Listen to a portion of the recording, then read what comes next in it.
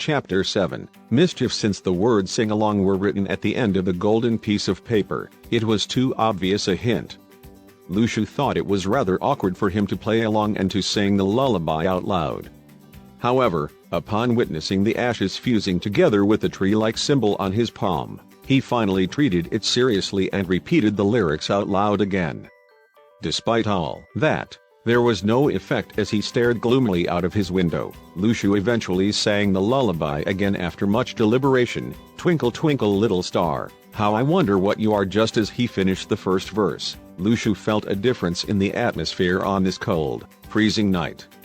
The air around him felt like a medium connecting him to the vast amount of stars shining above. The formless message faded into the pitch-black sky through the song while the snow on the ground was stirred up by the wind, forming a veil of snow. Furthermore, the boundless galaxy above flowed endlessly like a river of life. This lullaby appeared to be attempting to connect Lu Shu to the galaxy through some sort of mysterious passage. The snow might have stopped, but in Lu Shu's eyes, there was a starlight from the limitless galaxy which was drizzling down towards him. The snow-like light descended to Earth gently and exquisitely. It was like a scene from the world's most stunning piece of art. Shining through the icy cold air, the thin layers of clouds, rooftops, and windows, the light finally reached Lu Shu before dissipating instantly. Lu Shu felt numerous pulses of light rushing through his body before gathering and resonating around his heart, unfurling the map of the galaxy within him. Truth to be told, Lu Shu was frantic as he did not expect the words recorded on this unknown piece of paper to cause such an incident. Lu Shu knew he eventually had to train and hone his skills to understand the larger, unknown world around him. However, he could not help but feel slightly anxious. Since no one was there to guide him, he was unsure of how to handle everything which had just happened. Lu Shu stopped singing the lullaby and shouted against the wall, "Xiaoyu, did you see what fell from outside of the window?" From the other side of the wall, Lu Xiaoyu replied, "Don't even think about tricking me, I've been looking outside the whole time and there was nothing." Lu Shu heaved a sigh of relief. Since Lu Xiaoyu claimed so, it meant nothing really happened, which showed that this starlight was not something others could see. It was not an actual phenomenon but rather, a form of energy within him. If singing it again would actually bring together an entire galaxy above the skies, Lu Shu reckoned that there would be people knocking on his door very soon and, even worse, all the satellites up in space would have had their positioning messed up. Lu Shu took in another breath of cold air, letting his mind drift off to places as his face turned black. So the only way to use this spell was to sing this rubbish?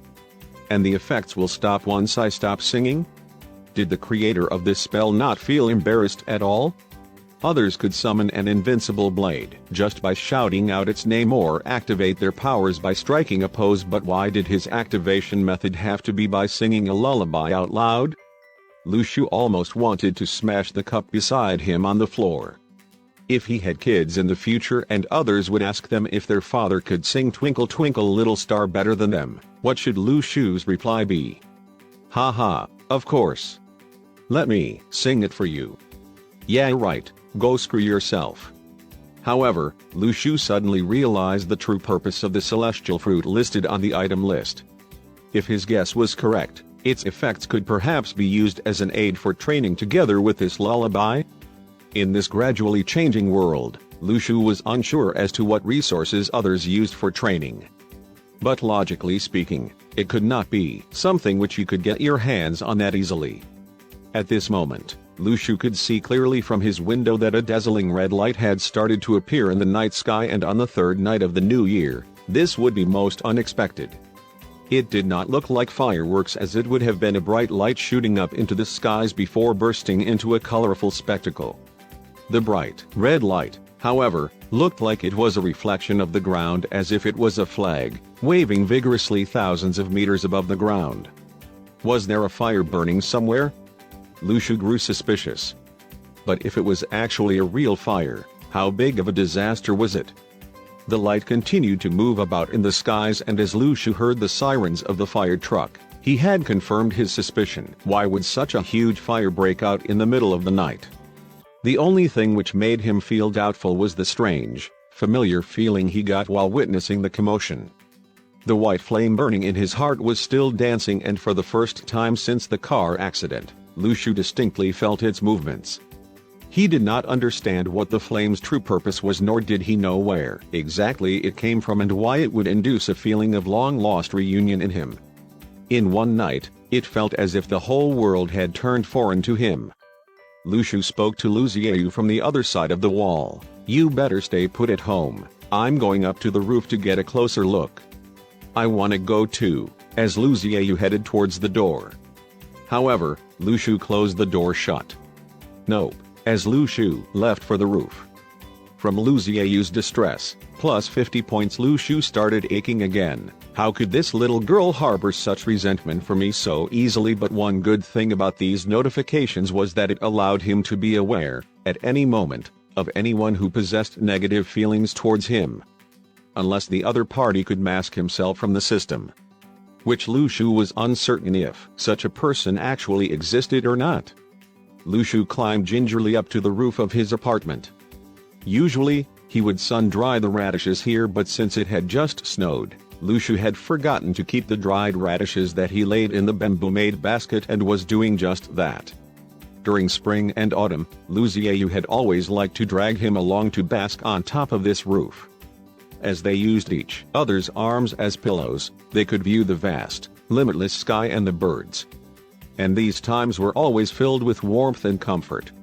Lu Shu could see the place where the fire had occurred as he stood on top of the roof.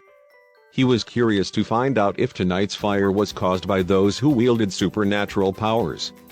Suddenly, he saw a black figure shifting and jumping around on top the roofs of this district's houses, which seemed like two human beings.